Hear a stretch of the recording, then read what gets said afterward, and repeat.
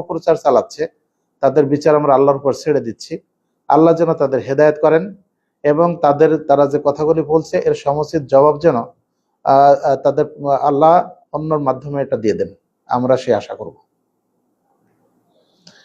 ভাই রুহুল আমিন প্রশ্ন করেছেন যে বর্তমানে অনেক হজ কাফেলায় শরিয়া কনসালটেন্ট হিসাবে আলেমদের সঙ্গে নেওয়া হয় এবং তাদের হজের সম্পূর্ণ খরচ প্রতিষ্ঠান বহন করে। এই অবস্থায় শায়েকের হজ কি শরিয়ত অনুযায়ী সহিহ কবুল হবে নাকি নিজের অর্থ দিয়ে হজ জরুরি? কোরআন সুন্নাহর আলোকে সংক্ষেপে জানালে উপকৃত হব।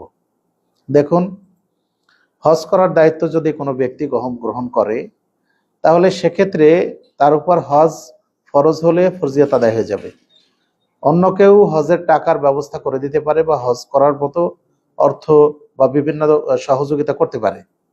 কারো টাকায় যদি কেউ হজ করে তারপর তার হজ যদি হজের রোকন আরকান নিয়ম কানুন এগুলি যদি যথাযথভাবে খলুসিয়াত সহকারে আদায় করে, এখলাস সহকারে আদায় করে, তাহলে তার হজ হয়ে যাবে ইনশাল্লাহ। এখন কে কি উদ্দেশ্যে নিয়েছে সেটা তার ব্যাপার।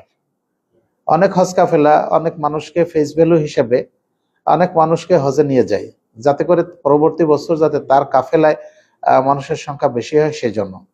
এখন যে ব্যক্তি নিয়ে যাচ্ছে তার উদ্দেশ্যের কারণে সে দায়ী, কিন্তু যিনি যাচ্ছেন তিনি দায়ী হবেন না ইনশাল্লাহ।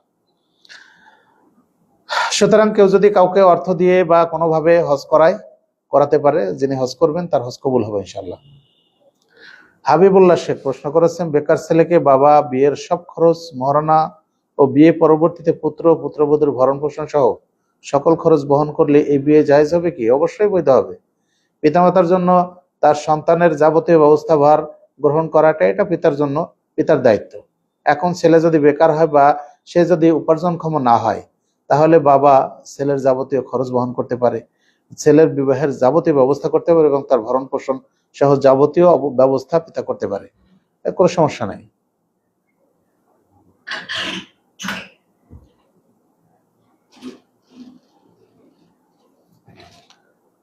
ভাই জাকির হোসেন প্রশ্ন করেছেন, আমি এমন জায়গায় থাকি সেখানে প্রায় সবাই হানাফি, কিছু লোক আছে আহলাদিস। আসরের সালাতের ক্ষেত্রে মসজিদে সালাত 5টা 15 মিনিটে আদায় হয়, কিন্তু কিছু লোক আহলাদিস থাকায় সেখানে 4-5 জন মিলে চারটায় একটা জামাত করে। প্রশ্ন, আমি কি 4-5 জন মিলে যে জামাত করে সেখানে শরিক হব না বড় জামাতে শরিক হব বেশি নেকির আশায়? দেখুন, আল্লাহ রাব্বুল আলামিনের নিকটে প্রিয় আমল হচ্ছে আউয়াল ওয়াক্তে সালাত আদায় করা। সুতরাং 4-5 জন মিলে যে জামাত প্রথমে হচ্ছে, আপনার সুযোগ থাকলে আপনি ওই জামাতে শরিক হবেন। আউয়াল ওয়াক্তে সালাত আদায় হবে এবং এটা সময় মতো সালাত হবে, অক্ত অনুযায়ী সালাত আদায় করা হবে। আর পরবর্তী যে জামাত হচ্ছে সেটা বড় হলেও আউয়াল ওয়াক্ত ছুটে যাবে। সুতরাং আপনি এই প্রথম জামাতে শরিক হলে আউয়াল ওয়াক্তে সালাত আদায়ের যে ফজিলত সেটা পাবেন এবং জামাতেরও সওয়াব পেয়ে যাবেন ইনশাআল্লাহ।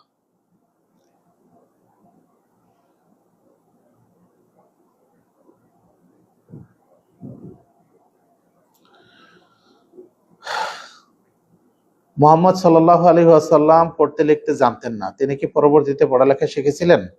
রাসূলুল্লাহ সাল্লাল্লাহু আলাইহি ওয়াসাল্লামের দুনিয়াবী কোনো শিক্ষক ছিল না।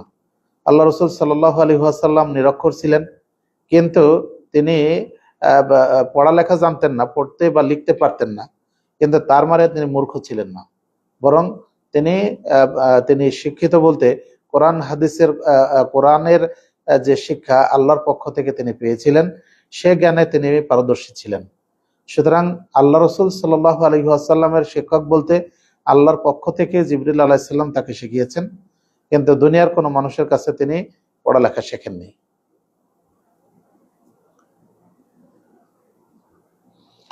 আব্দুল্লাহ সাকিব, আমি একজন আম বিক্রেতা, আমের বাগান 3, 4 বা 5 বছরের চুক্তিতে ক্রয় করা কি জায়েজ? এছাড়া আম গাছে যখন ফুল আসে তখন আম বাগান ক্রয় করা কি জায়েজ? দেখুন, বাগান ক্রয় করা আর ফল ক্রয় করা এক জিনিস নয়। বাগান ক্রয় বিক্রয় করা যাবে একাধিক বছরের জন্য, 1, 2, 5 বছরের জন্য বাগান বিক্রি করা যাবে।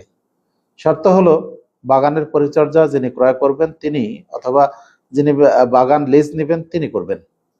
এই শর্তে বাগান ক্রয় করা যাবে। কিন্তু যখন গাছে ফল আসে তখন ফল পরিপক্ক হওয়ার পূর্বে এই ফল বিক্রি করা যাবে না। ফল পরিপক্ক হওয়ার পূর্বে ফল বিক্রি করা যাবে না। কিন্তু বাগান যদি বিক্রি করে, কেউ বাগান বিক্রি হয়, তাহলে সে বাগান বিক্রি করতে পারে। একটা বিষয় এখানে খেয়াল করতে হবে যে যখন মানুষ ফল আসার পরে বাগান বিক্রি করে তখন তার উদ্দেশ্য থাকে এই ফল বিক্রি করা। এই সময়ে এই বাগান ক্রয় বিক্রয় করা থেকে বিরত থাকাটাই কর্তব্য। ফল আসার আগে বা যখন চাষাবাদ হয় তখন যদি বাগান ক্রয় বিক্রয় হয় তাহলে সেক্ষেত্রে ওটা দর্শনীয় নয়।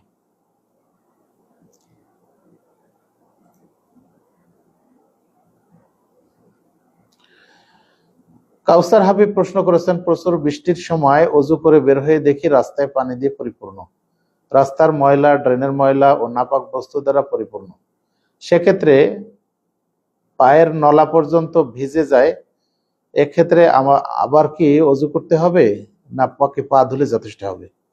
দেখুন, শরীরে কোনো অপবিত্র লেগে গেলে তার জন্য অজু নষ্ট হয় না, বরং যে জায়গায় লেগে গেছে সেই জায়গাটা ধুয়ে নিতে হয়। এখন বৃষ্টিতে রাস্তার পানি, ড্রেনের পানি এবং অন্যান্য ময়লাযুক্ত পানি একত্রিত হয়ে গেলে সেক্ষেত্রে যে পর্যন্ত পা ভিজবে সেই পর্যন্ত পা ধুয়ে ফেললেই যথেষ্ট হবে। এ কারণে নতুন করে অজু করার প্রয়োজন নেই।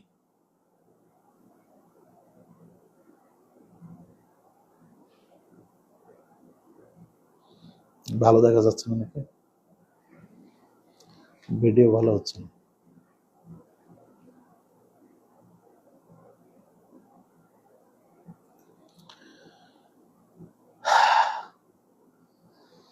আর এক বোন প্রশ্ন করেছেন যে তালাক দেওয়ার পরেও মহিলা কিছুতেই বাড়ি ছাড়ছে না, এতে পুরুষের করণীয় কি? যদি কোনো মহিলাকে 3 তালাক দেওয়া হয়ে যায় তাহলে সে ইদ্যত পালন করা পর্যন্ত পুরুষের বাড়িতে অবস্থান করতে পারে, আর সেই পর্যন্ত ইদ্যত শেষ হওয়া পর্যন্ত ভরণ পোষণ সবকিছুই সে পাবে। এখন এই পর্যন্ত যদি সে স্বামীর বাড়িতেই থাকতেছে বা সেখান থেকে না যায় তাহলে তাকে ওই পর্যন্ত, ইদ্যত পর্যন্ত সুযোগ দেওয়া, এরপর তার অভিভাবকের মাধ্যমে তাকে বুঝিয়ে সেই বাড়ি থেকে অভিভাবকের বাড়িতে পাঠানোর ব্যবস্থা করাটা কর্তব্য।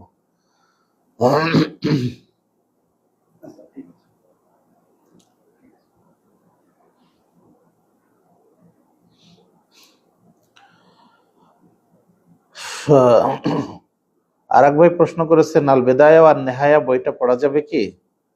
দেখুন, আল বেদায়া আর নেহায়া হচ্ছে একটা ইতিহাস গ্রন্থ।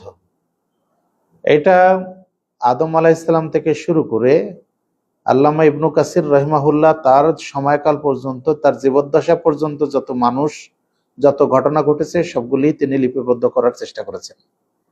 এখানে কিছু জাল জয়ীব বা ইসরায়েলি বর্ণনা থাকলেও এই ঐতিহাসিক গ্রন্থ হিসাবে বইটা অনেকটাই রেফারেন্স গ্রন্থ।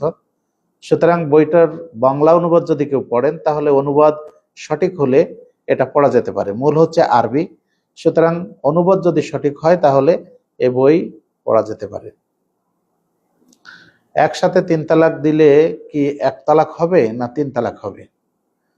একসাথে 3 তালাক দিলে 1 তালাক হয়, যেটা সহিহ মুসলিমের 1472 নম্বর হাদিস এবং সুনানে আবু দাউদের 2196 নম্বর হাদিসে রাসূলুল্লাহ সাল্লাল্লাহু আলাইহি ওয়াসাল্লাম তিনি বলেছেন। সুতরাং 3 তালাক একসাথে দিলেও এটা 1 তালাকই হবে। আল্লামা ইমাম মালিক রাহিমাহুল্লাহ তিনি মুয়াত্তা ইমাম মালিকে উল্লেখ করেছেন যে একসাথে যদি 100 তালাকও দেওয়া হয় তবুও সেটা 1 তালাক হিসেবে গণ্য হবে।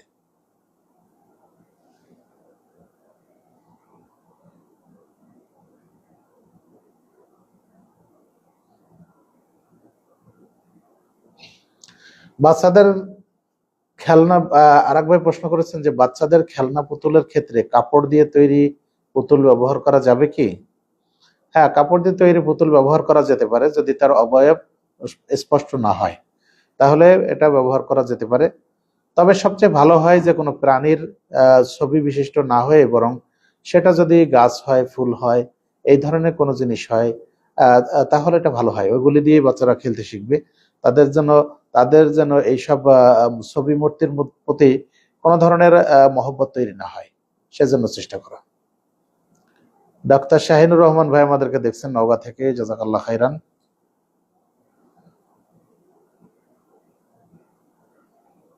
ভাই একই ধরনের প্রশ্ন করেছেন যে তালাকের নিয়ত না থাকলে কি তালাক হবে? তালাক শব্দ উচ্চারণ করলে নিয়ত না থাকলেও তালাক হবে। যদি স্ত্রীর উদ্দেশ্যে কেউ তালাক শব্দ উচ্চারণ করে স্ত্রীকে লক্ষ্য করে, তাহলে সে নিয়ত না থাকলেও তালাক হবে। আর যদি কোনো দ্ব্যর্থবোধক শব্দ দিয়ে তালাক দেয়, যেমন তোমাকে স্বাধীন করে দিলাম, তোমাকে মুক্ত করে দিলাম, তোমার সাথে আমার কোনো সম্পর্ক নাই, তুমি বাপের বাড়ি চলে যাও, তুমি যেখানে খুশি সেখানে চলে যাও, আর এইগুলি কথা দ্বারা যদি সে নিয়ত করে তালাকের, তাহলে তালাক হবে। আর নিয়ত না থাকলে তালাক হবে না।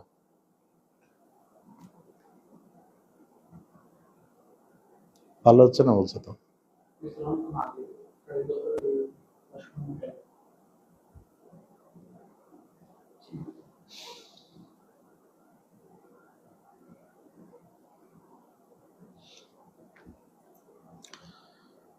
বিগ ব্যাং থিওরি কি গ্রহণযোগ্য? কোরআন ও হাদিস দ্বারা প্রমাণিত না।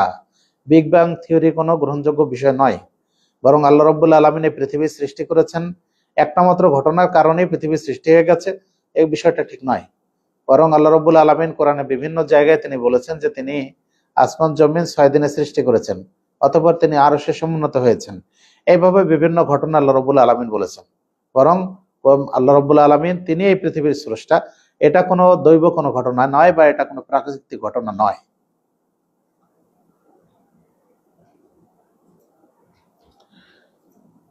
এক ভাই প্রশ্ন করেছেন যে বেতর সালাতে দোয়া কুনুত পাঠ করার নিয়ম কি? দোয়া কুনুত কি প্রতিদিন পাঠ করতে হবে নাকি মাঝে মধ্যে ছেড়ে দেওয়া উত্তম? দেখেন, বেতরের কুনুত অত্যন্ত অর্থবহ একটি দোয়া। এখন বেতরের দোয়া, বেতরের কুনুত দুই ভাবে পড়া যায়। একটা হলো রুকুর আগে হাত বাঁধা অবস্থায়, আবার রুকুর পরে হাত তোলা অবস্থায়। দুভাবে বেতরের কুনুত পড়া যায়। সুতরাং বেতরের কুনুত পড়াটাও একটা সুন্নত বিষয়। এটা মাঝে মধ্যে ছেড়ে দেওয়া যেতে পারে, তবে ছেড়ে দেওয়া উত্তম এটা বলা যাবে না, মাঝে মধ্যে ছেড়ে দেওয়া যায়, এটা আবশ্যক কোনো বিষয় নয়, বরং সুন্নত।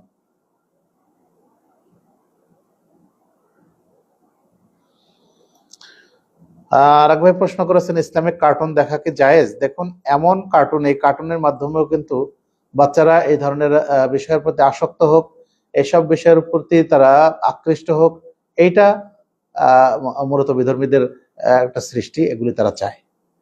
এখন এরপরও যদি শিক্ষামূলক কোনো বিষয় হয়, যাতে কোনো অশ্লীলতা নেই বা ঐতিহাসিক কোনো ঘটনা হয় যেগুলি দেখে দেখে বাচ্চারা শিখতে পারে, যেমন হাবিল কাবিলের ঘটনা, যেমন বদর যুদ্ধের ঘটনা, এই ধরনের কোনো ঐতিহাসিক ঘটনা বা শিক্ষণীয় কোনো ঘটনা যদি হয়, অথবা এমন কিছু কার্টুন আছে যাতে দেখা যায় বাচ্চাদেরকে বিভিন্ন দোয়া দুরুদ শেখানো হয়, সালাত শেখানো হয়, বা দেখা যায় যে অনেক সময় বাচ্চাদেরকে কার্টুনের মাধ্যমে বিভিন্ন ধরনের মানে আচরণ শেখানো হয়, ইসলামিক আচরণ, এই ধরনের যদি হয় তাহলে সেগুলি দেখানো যেতে পারে।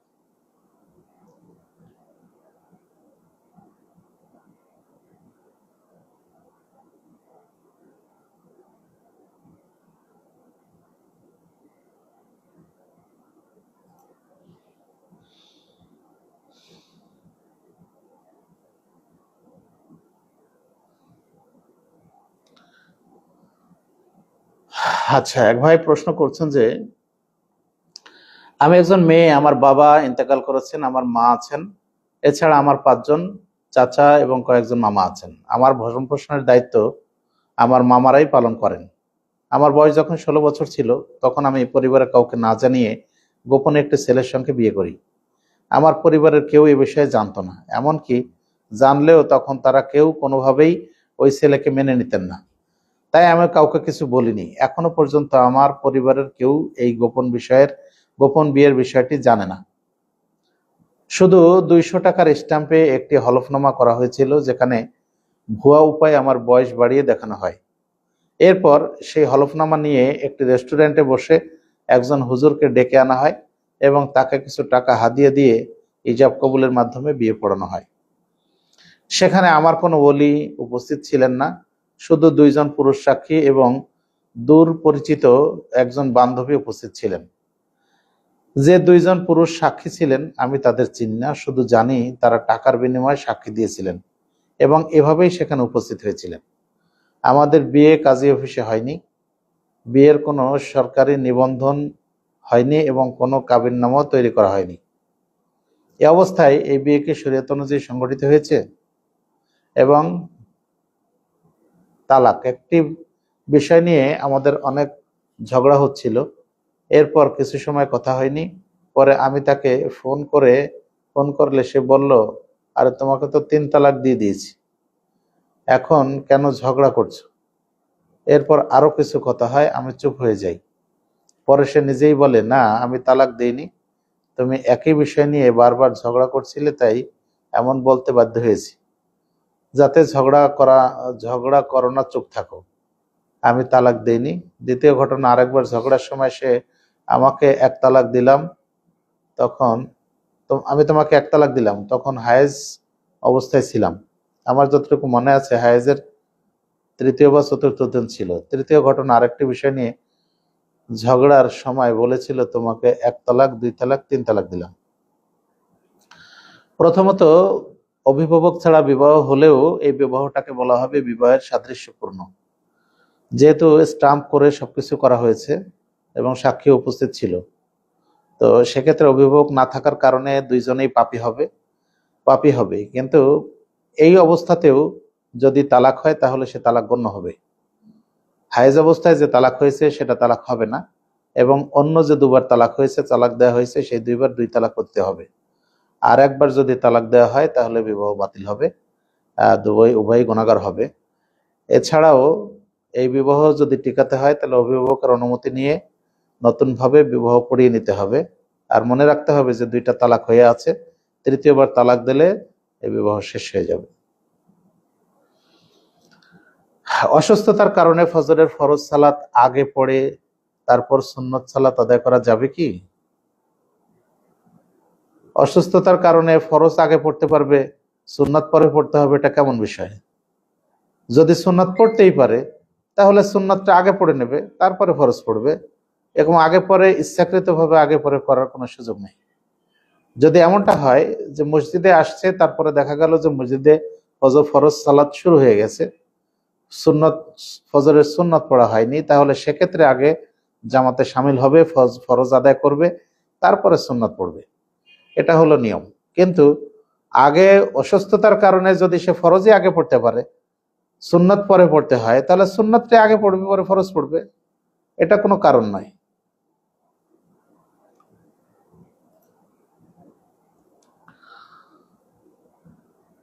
ফরিদ বিন ইদ্রিস প্রশ্ন করেছেন, সালাফি মানহাজের মেয়েদের বিয়েতে পিতা রাজি না হলে হয় না, কিন্তু হানাফি মাযহাবের মেয়েরা পালিয়ে বিয়ে করলেও সেটা বৈধ বলে গ্রহণ করা হয়।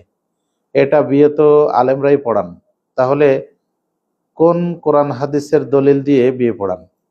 ভাই, যারা পড়ান তাদেরকে জিজ্ঞেস করতে হবে। আমরা জানি হানাফি, শাফি, মালিকি, হাম্বলি প্রত্যেকেরই কোরআন হাদিসে এক।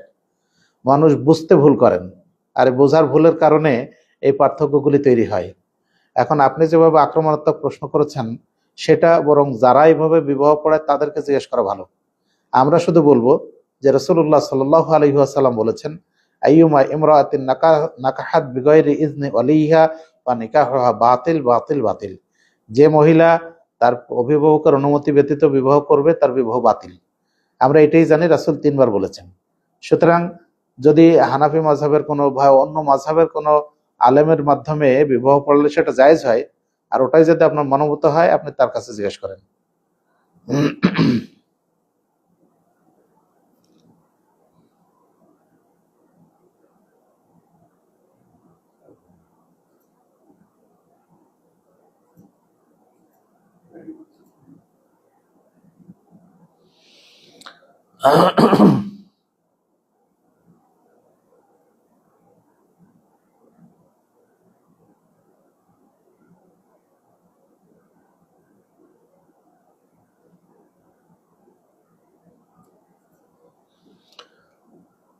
আচ্ছা, প্রশ্ন করেছেন যে যেমন 20 বা 30 বা তার কিছু কম বেশি হতে পারে, এত কম মোহরে কি বিবাহ হয়? 20 বা 30 বা এগুলা কি? 20 বা 30 টাকা, নাকি 20,000 বা 30,000 টাকা, নাকি 2,000 না 3,000 টাকা? কি এটা? 20 বা 30 দিয়ে কি বোঝা যাবে? 20 বা 30 কোটিও হতে পারে, 20 বা 30 লাখও হতে পারে, 20 বা 30 হাজারও হতে পারে, না 20 বা 30 টাকাও হতে পারে। এখন কোনটা ধরবো আপনি? স্বামী, বর আর কনে যদি রাজি হয় তাহলে মোহর ছাড়াও বিবাহ হতে পারে, কোনো মোহর ছাড়াও বিবাহ হতে পারে। বর কনে যদি রাজি হয় তাহলে 5 টাকা দিয়েও বিয়ে হতে পারে। মোহর কোনো নির্ধারিত নয়।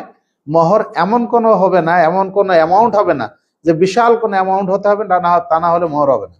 বরং স্ত্রী যাতে রাজি হবে, কনে যাতে রাজি হবে, সেই পরিমাণ টাকা দিলেই সেটা মোহর হিসেবে গণ্য হবে। এবং সেক্ষেত্রে অবশ্যই বরের সামর্থ্য থাকতে হবে, সব পরিশোধ করার সামর্থ্য থাকতে হবে। একই প্রশ্ন বারবার করছে।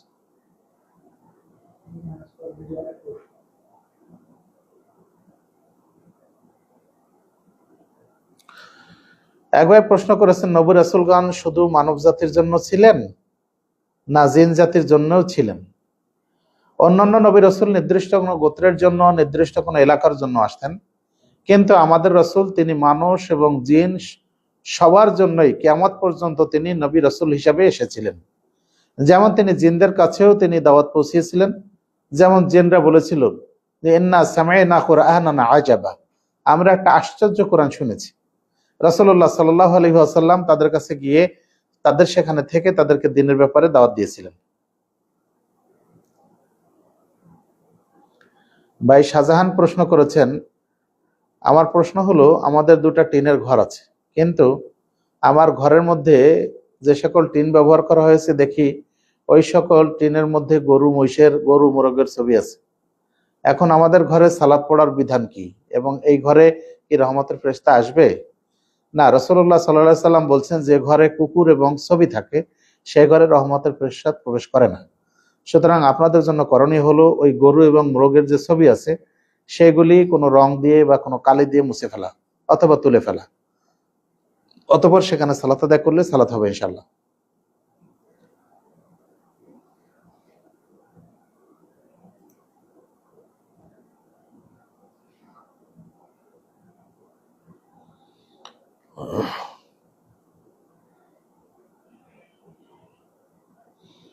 আচ্ছা, এক ভাই বলছেন যে চট্টগ্রামে যে বন্যা হচ্ছে সেই সময় চট্টগ্রাম বিশ্ববিদ্যালয়ের ছাত্ররা বিশ্বকাপ ফুটবল নিয়ে ব্যস্ত, তারা খেলা দেখতে ব্যস্ত ছিল, কিন্তু চট্টগ্রামের বন্যা নিয়ে তাদের কোনো মাথা ব্যথা নেই। একজন আহলাদিস আলেমের সন্তান বলেছেন, দেশের বিশ্ববিদ্যালয়গুলোর জন্য যে বাজেট এবার বরাদ্দ করা হয়েছে তা তাদের না দিয়ে বন্যার্তদের দিয়ে দেওয়া উচিত। এরা ছাত্র নয়, দেশের জন্য বোঝা তৈরি হচ্ছে।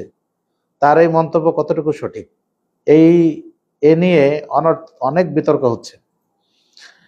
দেখুন, কারণ নির্দিষ্ট কোনো গোষ্ঠীর বা নির্দিষ্ট কোনো ব্যক্তির কর্মের কারণে পুরা কমিউনিটির উপরে শাস্তি আরোপ করাটা এটা আদৌ ঠিক নয়। বরং এই সমস্ত ছাত্রদের আমরা বলবো যে এই বিশ্ববিদ্যালয়ে ওই সমস্ত ছাত্রদের নৈতিক শিক্ষা দেওয়া হয় না, এটাই তার প্রমাণ। যদি তাদেরকে নৈতিক শিক্ষা দেওয়া হতো, যদি তাদেরকে মানবতা বোধ শেখানো হতো, যদি তাদের মানবতার প্রতি তাদের যে দায়িত্ব কর্তব্য এগুলি শেখানো হতো, যদি তাদের এগুলো শিক্ষা থাকতো, তাহলে তারাই কাজ করতো না। সুতরাং তাদের মধ্যে এই মানবিকতা নাই, তাদের মধ্যে মানবতা বোধ নাই, তাদের মধ্যে এই নৈতিক শিক্ষা নাই বলেই তারা এই কাজটা করছে। সুতরাং কিছু লোক এই কাজ করলেও সবাই তো আর করেনি, সেজন্য সব বরাদ্দ যে দিয়ে দিতে হবে এমনটা নয়। তবে আমরা বলবো যে বিশ্ববিদ্যালয় শুধু নয়, বাংলাদেশের প্রত্যেকটি শিক্ষা প্রতিষ্ঠানে এই নৈতিকতা শিক্ষা দেওয়া, মানবিক মূল্যবোধের শিক্ষা দেওয়া, এগুলি অত্যন্ত জরুরি এবং এগুলি এখন সময়ের দাবি। এই শিক্ষা যদি না হয় তাহলে এই সময় আমাদের দেশের জাতি এই শিক্ষিত হয়ে তারা জাহেলিয়াতের মতো কাজ করবে। সুতরাং তাদের জন্য নৈতিক শিক্ষার ব্যবস্থা করাটা আসু জরুরি। আর বিশ্ববিদ্যালয়ে যে বরাদ্দ দেওয়া হয় সে বরাদ্দ প্রয়োজনের তুলনায় কতটুকু সেটা সঠিক বা প্রয়োজনের তুলনায় বেশি হচ্ছে কিনা সে বিষয়ে যথাযথ কর্তৃপক্ষ খেয়াল করবেন ইনশাআল্লাহ।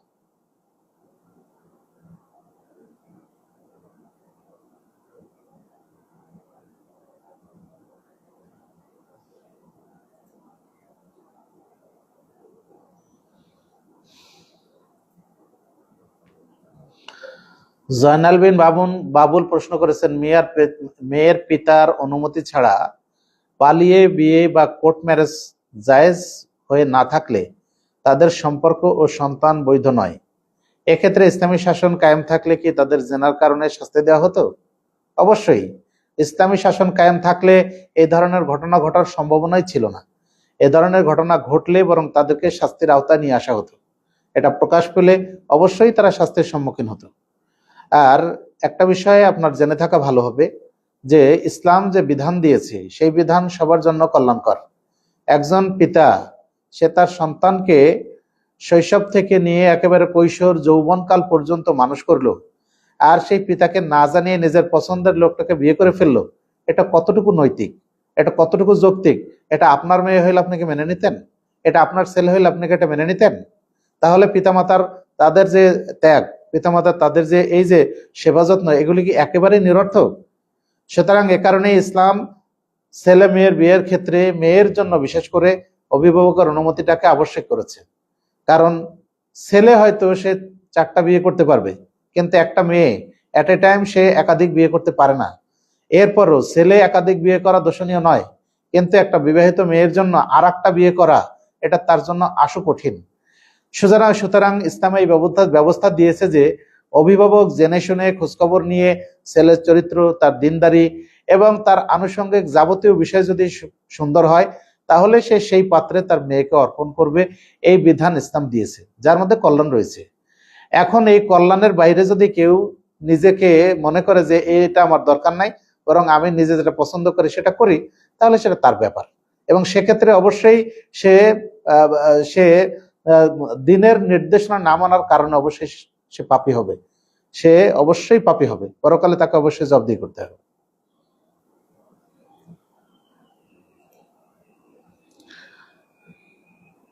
মুশফিক প্রশ্ন করেছেন যে বেদাতি ব্যক্তিকে সালাম দেওয়া যাবে কি?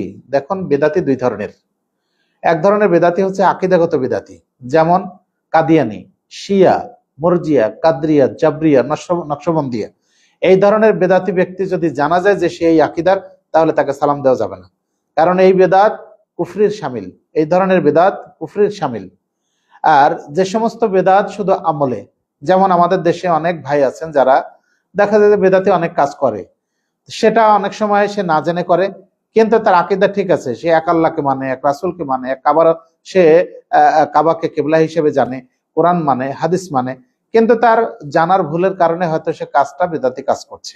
সুতরাং তাকে সালাম দেওয়া যাবে, এই একেবারে ইসলাম থেকে খারিজ নয়। তাকে সালাম দেওয়াতে কোনো দোষ নেই, বরং তাকে সালাম দেওয়ার আমাদের উদ্দেশ্য হবে যে আল্লাহ যেন তাকে হিদায়াত করেন। আল্লাহ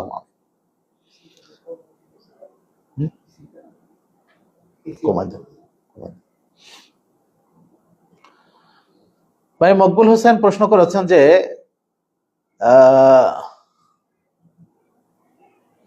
মৃত ব্যক্তির কবরের পাশে দাঁড়াইয়া হাত তুলে দোয়া করা যাবে কি? হ্যাঁ, মৃত ব্যক্তির কবরের পাশে দাঁড়িয়ে আপনি একাকে হাত তুলে দোয়া করতে পারবেন। রাসূলুল্লাহ সাল্লাল্লাহু আলাইহি ওয়াসাল্লাম তিনি জিবরিল আলাইহিস সালামের আহ্বানে তিনি কিন্তু বায়তুল গারকাদে গিয়ে তিনি হাত তুলে দোয়া করেছিলেন। সুতরাং আমরাও যদি কবরের পাশে দাঁড়িয়ে একাকে হাত তুলে দোয়া করি তাহলে সেটা দোষণীয় নয়, আমরা দোয়া করতে পারি।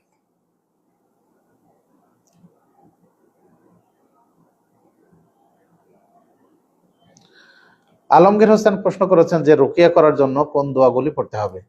রুকিয়া করার জন্য বিভিন্ন ক্ষেত্রে বিভিন্ন দোয়া আছে, বিশেষত নাস, ফালাক, ইখলাস, আয়াতুল কুরসি, এগুলি আপনি বেশি বেশি করে পড়তে পারেন।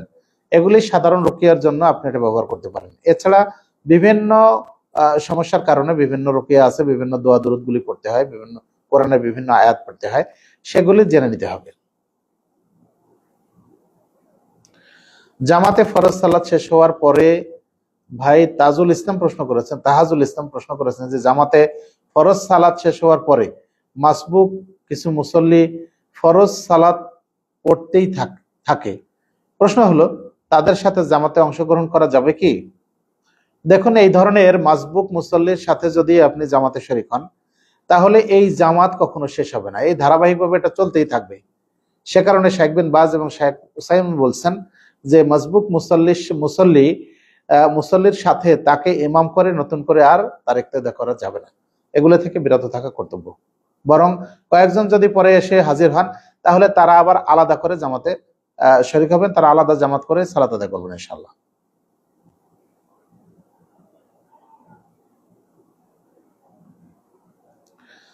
সকাল সন্ধ্যার ভাই আরেক ভাই প্রশ্ন করেছেন যে সকাল সন্ধ্যার দোয়ার সময়কাল কখন, ফজর ও আসর সালাতের পর নাকি ফজর ও মাগরিব সালাতের পর? দেখুন, ফজর সালাতের পরে এটাতে কোনো সন্দেহ নাই যে সকালের দোয়াগুলি আমরা ফজর সালাতের পরে পড়বো। এখন সন্ধ্যার দোয়া এটাকে আমরা আসর সালাতের পরে পড়বো নাকি মাগরিব সালাতের পরে পড়বো? দেখুন, মূলত মাসাব বলতে আসরের পর থেকে নিয়ে সূর্যাস্ত পর্যন্ত বোঝালেও সালাফে সালেহিনের আমল কিন্তু মাগরিবের সালাতের পরেই দোয়া দরুদগুলি পাঠ করা। সুতরাং মাসা বলতে শুধু আমরা এই মাগরিবের আসরের পরেই নয়, বরং আমরা আসরের পর থেকে নিয়ে মাগরিবের পরেও এই দোয়া দরুদগুলি আমরা পাঠ করতে পারি। ভাই কামাল মিয়া দেখছেন আমাদেরকে দাম্মাম সৌদি আরব থেকে, জাযাকাল্লাহ খাইরান, হাইয়াকাল্লাহ বারাকাল্লাহ।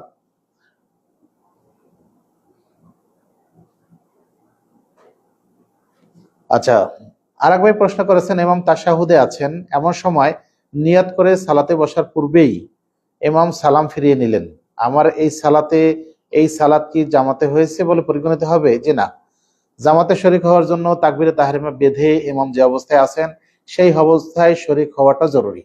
সেই অবস্থায় শরীক হতে পারলে তখন সেটা জামাতে আছেন বলে গণ্য হবে। কিন্তু যদি তার আগেই ইমাম সালাম ফিরিয়ে ফেলেন তাহলে এটা এটা জামাতে পড়েছেন বলে গণ্য হবে না। রাসেল আহমদ প্রশ্ন করেছেন যে ইমাম সাহেবকে পরিবার সহ মসজিদের নিকটস্থ ইবতেদায়ী মাদ্রাসার শ্রেণীকক্ষে গ্রামবাসী থাকতে দেন। এ বিষয়কে কেন্দ্র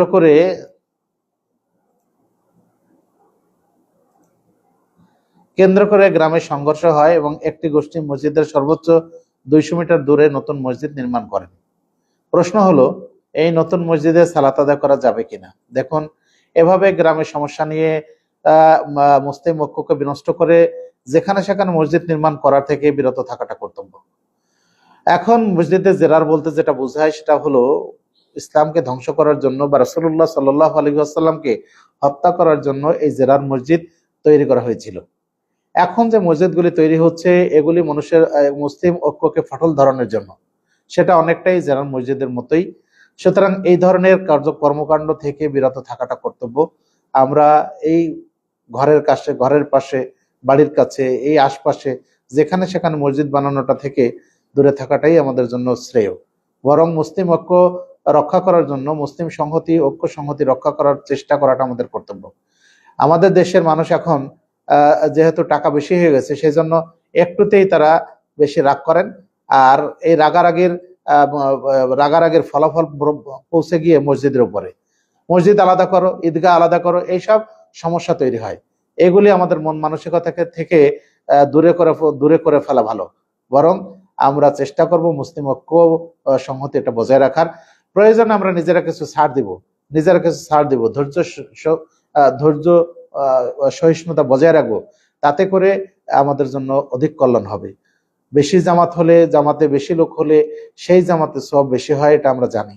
সুতরাং এলাকার সব মানুষ মিলে এক মসজিদে সালাত আদায় করলে সওয়াব বেশি হবে, সেটা আমরা জানি। কিন্তু কখনো যদি মসজিদের জায়গা সংকুলন না হয়, রাস্তাঘাটের সমস্যা থাকে, দূরত্ব বেশি হয়, তাহলে সেক্ষেত্রে প্রয়োজনে সবাই মিলেমিশে যদি মসজিদ আলাদা করা যায় তাতে সমস্যা নাই। কিন্তু এভাবে সংঘর্ষ লেগে, এইভাবে মারামারি, কলহ বিবাদ লেগে মসজিদ আলাদা করাটা, এগুলি আদৌ ঠিক না। এগুলি থেকে বিরত থাকা কর্তব্য।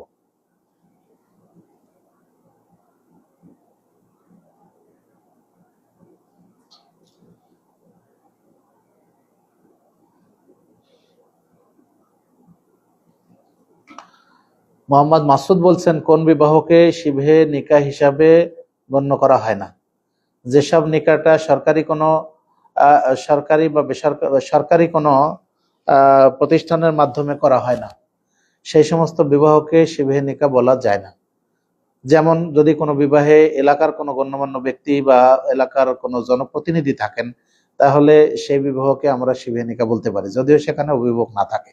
অনুরূপভাবে যদি আদালতে অথবা কাজী অফিসে বিবাহ সংঘটিত হয় এবং বিবাহে ইজাব কবুল হয়, যদি সাক্ষী থাকে, মহারণা নির্ধারিত হয়, তাহলে সেগুলোকে শিবে নিকাহ বলা হয়। আর এছাড়া নিজেরা করে নেওয়া, সেটা শিবে নিকাহ বলা যাবে না। সেটাকে এমনিতে পড়িয়েছে বলে বলা হবে, সেটা শিবে নিকাহ নয়। পূর্বের কবরে সালেহ মোহাম্মদ আলামিন প্রশ্ন করেছেন, পূর্বের কবরে পুনরায় অন্য কাউকে দাফন করা যাবে কি যদি জায়গা না থাকে? যদি কবরস্থানে জায়গা না থাকে, জায়গা সংকুলন না হয়, তাহলে পূর্ব থেকে করা সেই কবরে নয়, অজানা অবস্থায় যদি কবর খোঁড়া হয় এবং সেখানে যদি হাড়হাড্ডি পাওয়া যায়, তাহলে সেগুলি এক পাশে রেখে দিয়ে আবার সেখানে নতুনভাবে অন্য কাউকে দাফন করাটা যাবে। সাদ্দাম হোসেন প্রশ্ন করেছেন যে 1 রাকাত সালাত বেশি হলে এক্ষেত্রে করণীয় কি?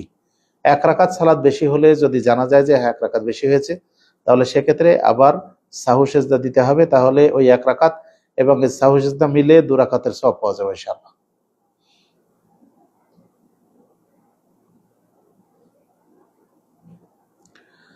সাখাওয়াত হোসেন প্রশ্ন করেছেন যে বর্তমানে সামাজিক যোগাযোগ মাধ্যম ও পারস্পরিকতার কারণে আমাদের সমাজে লোক দেখানো এবং বিলাসী জীবনযাপনের প্রতিযোগিতা খুব বেড়ে গেছে। একজন মুমিন হিসেবে এই লৌকিকতা ও অপচয় থেকে বেঁচে থেকে কিভাবে একদম সাধারণ ও সুন্নতি জীবনযাপন করা যায়, এ বিষয়ে কোরআন হাদিসের আলোকে কিছু পরামর্শ দিলে উপকৃত হতাম। দেখুন, রাসূলুল্লাহ সাল্লাল্লাহু আলাইহি ওয়াসাল্লাম তিনি বলেছেন যে তোমরা দুনিয়া নিয়ে প্রতিযোগিতায় লিপ্ত হয়েও না, কারণ দুনিয়া নিয়ে প্রতিযোগিতা হলে তোমরা অনুরূপভাবে ধ্বংস হবে, যেমন ভাবে তোমাদের পূর্ববর্তী জাতির গোষ্ঠীটা ধ্বংস হয়েছিল। তাহলে দুনিয়াবী জীবন নিয়ে প্রতিযোগিতায় লিপ্ত হওয়া থেকে দূরে থাকাটা আমাদের জন্য কর্তব্য। রাসূলুল্লাহ সাল্লাল্লাহু আলাইহি ওয়াসাল্লামকে এসে এক লোক আমাকে বললেন, আল্লাহ রসুল, আপনি আমাকে এমন একটা কাজ বলেন যার মাধ্যমে আল্লাহ আমাকে ভালোবাসবেন এবং মানুষও আমাকে ভালোবাসবে। তখন তিনি বলবেন যে তুমি দুনিয়া বিমুখ হও, আল্লাহ তোমাকে ভালোবাসবেন, আর তুমি মানুষের নিকটে যা আছে তার থেকে তুমি বিমুখ হও, তাহলে মানুষ তোমাকে ভালোবাসবে। সুতরাং দুনিয়া বিমুখ হওয়া এবং মানুষের কি আছে সেটা সে তার দিকে না তাকিয়ে বরং আমরা পরকালমুখী হতে পারলেই বরং এই লৌকিকতা থেকে, এই বিলাসী জীবনযাপন থেকে বাঁচা যাবে। আমরা এই ব্যাপারে আরো জানার জন্য বা আরো এই ব্যাপারে মানে বিলাসী জীবন পরিহার করার জন্য নবী রাসূল, সাহাবায়ে কেরাম, সালেফে সালেহিনের জীবনী যদি আমরা পাঠ করি এবং তাদের জীবন দর্শনগুলি যদি আমরা লক্ষ্য করি, তাহলে আমরা বুঝতে পারবো যে তারা কিভাবে জীবনযাপন করেছেন। সেই দিকে খেয়াল করে আমরা চেষ্টা করব যে আমাদের জীবনযাপনগুলি অতি আড়ম্বরপূর্ণ না হয় এবং এখানে যেন রিয়ার প্রতিযোগিতা না চলে, আমরা সে চেষ্টা করব। এরপরও আল্লাহ রাব্বুল আলামিন যদি কাউকে কোনো নিয়ামত দিয়ে থাকেন, তাহলে রাসূলুল্লাহ সাল্লাল্লাহু আলাইহি ওয়াসাল্লাম বলছেন যে আল্লাহ তার বান্দাকে কোনো নিয়ামত দিয়ে থাকলে তিনি সেই নিয়ামতের বহিঃপ্রকাশ তিনি বান্দার মধ্যে দেখতে চান। অহংকার মুক্ত ভাবে যাকে আল্লাহ সম্পদ দিয়েছেন সে যদি তার এই নিয়ামতগুলি ব্যবহার করে, তাহলে এটা দর্শনীয় নয়। সুতরাং আমরা সর্বোপরি চেষ্টা করব দুনিয়ার সাথে লেগে না গিয়ে বরং আমরা পরকালীন জীবনের জন্য আমরা বেশি বেশি ইবাদত বন্দেগী করার চেষ্টা করব এবং যে নিয়ামত আল্লাহ আমাদেরকে দিয়েছেন তার জন্য আমরা শুকরিয়া আদায় করব। আল্লাহুম্মা আমিন। আল্লাহ তৌফিক দান করুন। আল্লাহুম্মা আমিন। এক ভাই প্রশ্ন করেছেন, একজন যুবক যদি পড়াশোনা বা চাকরির পাশাপাশি নিজের এলাকায় দ্বীনি দাওয়াত এবং সাধারণ মানুষের কল্যাণে মানবিক বা সামাজিক কাজ করতে চায়, তবে ইসলামের দৃষ্টিতে তার অগ্রাধিকার কোন বিষয়গুলিতে দেওয়া উচিত? কিভাবে সে নিজের আমল ঠিক রেখে মানুষের সেবা করতে পারে? একদিকে পড়াশোনা তাকে চালিয়ে যেতে হবে, দিনের পড়াশোনা তাকে করতে হবে, যে বিষয়ে সে দাওয়াত দিতে চায় সেই বিষয়ে তাকে যথেষ্ট জ্ঞান অর্জন করতে হবে, তারপর মানুষকে দাওয়াত দিতে হবে। কোনো ভুল বিষয়ের দিকে যেন তার দাওয়াত না হয়ে যায় সেদিকে খেয়াল করতে হবে। আর দাওয়াত দেওয়ার ক্ষেত্রে মানুষের আকীদা সংশোধনের বিষয়টাকে অগ্রাধিকার দিতে হবে, কারণ মানুষের আকীদা ভুল হওয়ার কারণেই কিন্তু তার আমল বিনষ্ট হয়ে যায়। সুতরাং আকীদা যদি সঠিক থাকে তাহলে তার আমল ইনশাআল্লাহ ঠিক হবে। আল্লাহ রাব্বুল আলামিন কিয়ামতের দিন যাদের আকীদা সঠিক আছে চাইলে তাদেরকে ক্ষমা করে দিবেন, কিন্তু আকীদা সঠিক নয়, আমল বিস্তর আছে, আল্লাহ তাদেরকে ক্ষমা করবেন না। সুতরাং এই জন্য আকীদার বিষয়টাকে মানুষকে দাওয়াতের ক্ষেত্রে আকীদার বিষয়টাকে আগে প্রাধান্য দেওয়া উচিত। আর তারপরে যদি ঈমান আকীদা ঠিক হয় তাহলে তারপরে সালাত, এরপরে যাকাত, সিয়াম, হজ এগুলি পর্যায়ক্রমে তাদেরকে দাওয়াত দিতে হবে।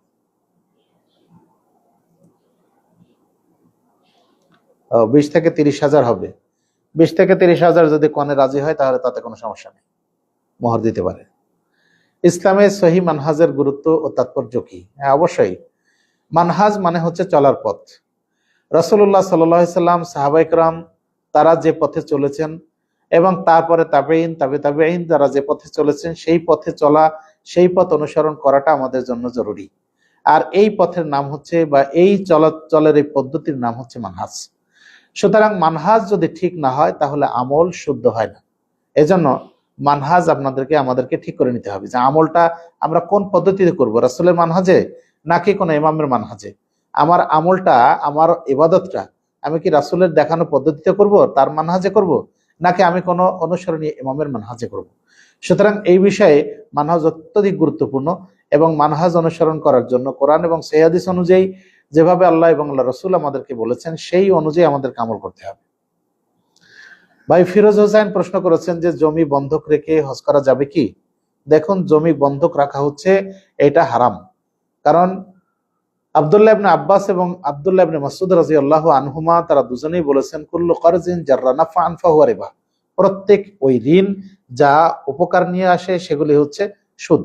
সুতরাং এই সুদি টাকা দিয়ে, সুদি অর্থ দিয়ে হজ কেন, যে কোনো ইবাদতই করা হোক না কেন, এই ইবাদত আল্লাহ কবুল করবেন না। সুতরাং আমরা এত বড় ইবাদত সেটা করার জন্য আমরা জমি বন্ধক রেখে নয়, যদি হজ ফরজ হয়ে যায় তাহলে প্রয়োজনে এক খণ্ড জমি বিক্রি করে সেই টাকা দিয়ে হজ করার চেষ্টা করতে হবে।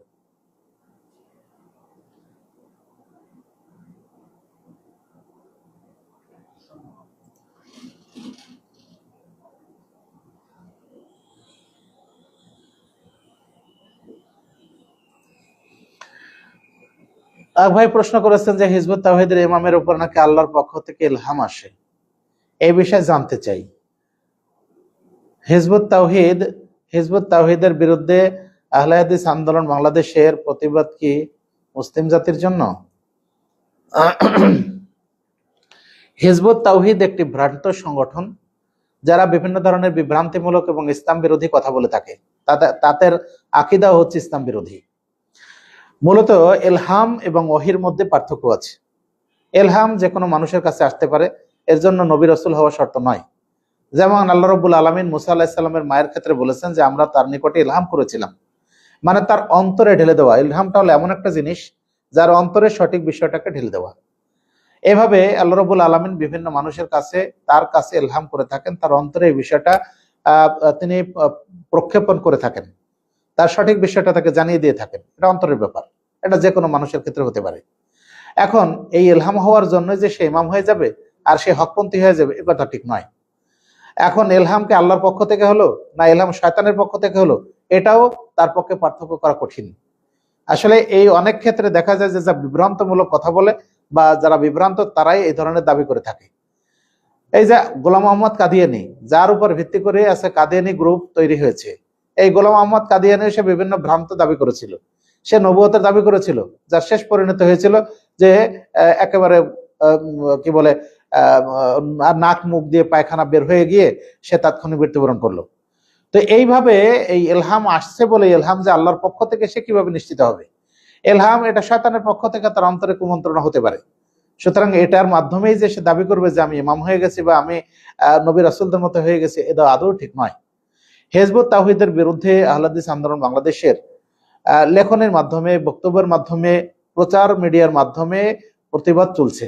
আমরা এই প্রতিবাদ অব্যাহত রেখেছি। এই প্রতিবাদ শুধু আহলে হাদিস আন্দোলনের নয়, বরং এই প্রতিবাদ সারা মুসলিম জাতির করা দরকার। এই প্রতিবাদ সবার করা দরকার। আমাদের দেশের যারা আলেম ওলামা আছেন, আমাদের দেশের যারা মুসলিম ভাইরা আছেন, প্রত্যেকেরই এই প্রতিবাদ করা দরকার। শাহনাজ পারভীন স্মৃতি প্রশ্ন করেছেন যে মেয়েরা জুমার দিন মসজিদে গেলে কি ছেলেদের মতোই নেকি পাবে? দেখুন, মেয়েদের জন্য রাসূলুল্লাহ সাল্লাল্লাহু আলাইহি ওয়াসাল্লাম বলেছেন যে মেয়েদের জন্য মসজিদে নববীতে সালাত আদায় করার চেয়ে তাদের বাড়িতে সালাত আদায় করা উত্তম, বাড়িতে সালাত আদায় করার চেয়ে তাদের গোপন কুঠুরিতে সালাত আদায় করাটা উত্তম। মেয়েদের মসজিদে আসাটা জরুরি নয়, মসজিদে আসাটা তাদের উপর ওয়াজিব নয়। যদি কেউ আসেন তাহলে তিনি খুতবা শুনতে পারবেন, খুতবা শুনে তিনি দ্বীনের বিষয়ে জ্ঞান অর্জন করতে পারবেন এবং দ্বীনের অনেক বিষয় তিনি জানতে পারবেন, আর স্বাভাবিক সালাতের যে সওয়াব সেটা তিনি পাবেন ইনশাআল্লাহ।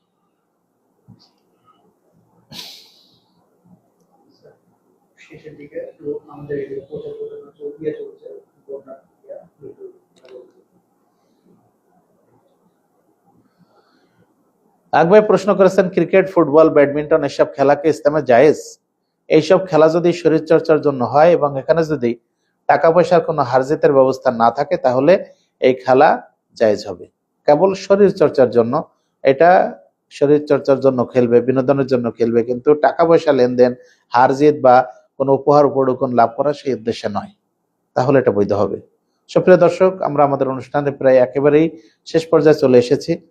আমরা আপনাদের কাছে অনুরোধ রাখবো যে আপনারা আমাদের এই অনুষ্ঠানটাকে বেশি বেশি করে শেয়ার করার মাধ্যমে সব জায়গায় ছড়িয়ে দেওয়ার জন্য চেষ্টা করবেন, যাতে করে বিভিন্ন ভাইয়েরা যারা বিভিন্ন দিনের বিষয়ে প্রশ্ন জানতে চায় কিন্তু আসলে তারা সঠিক কোনো সূত্র খুঁজে পায় না, তাদের জন্য এটা জানার মাধ্যম হবে। রাসূলুল্লাহ সাল্লাল্লাহু আলাইহি ওয়াসাল্লাম বলছেন, মান দাল্লা আলা খাইরিন ফালাহু মিসলু আজরি ফাইলিহি, যে ব্যক্তি কোনো কল্যাণের পথ প্রদর্শন করলো তার জন্য আমলকারীর সমপরিমাণ নেকি রয়েছে। সুতরাং আমরা চেষ্টা করব এটাকে বেশি বেশি করে মানুষের মধ্যে ছড়িয়ে দেওয়ার। আমরা আল্লাহর কাছে দোয়া করি যে যারা আজকে আমাদের সাথে এতক্ষণ ছিলেন এবং যারা আমাদের এই অনুষ্ঠানকে উপভোগ করে আমাদের কলেবর বৃদ্ধি করেছেন, আমাদের উৎসাহিত করেছেন, আমরা তাদের জন্য দোয়া করব আল্লাহ যেন আপনাদের এই সময় কোরবানির মাধ্যমে কাল কিয়ামতের মাঠে আপনাদের সবাইকে জান্নাতুল ফেরদৌস দান করেন, আল্লাহুম্মা আমিন। পরিশেষে আগামী সপ্তাহ পর্যন্ত আপনার ভালো থাকেন, আল্লাহ ভালো রাখুন, সুস্থ রাখুন, সেই প্রত্যাশায় আজকের অনুষ্ঠান আমরা এখানে শেষ করছি। সুবহানাকাল্লাহুম্মা বিহামদিকা আশহাদু আল্লা ইলাহা ইল্লা আনতা আস্তাগফিরুকা ওয়া আতুবু ইলাইক। আসসালামু আলাইকুম ওয়া রাহমাতুল্লাহ।